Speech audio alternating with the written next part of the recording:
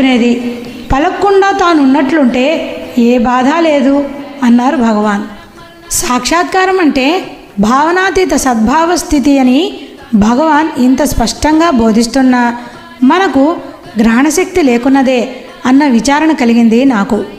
ఇంతలోనే ఆ భావనాతీత సద్భావ స్థితి భగవానుల కంటే సహజమైంది, కానీ మా బోంట్లకు సాధన లేనిదే సాధ్యమవుతుందా అన్నారు ఒకరు.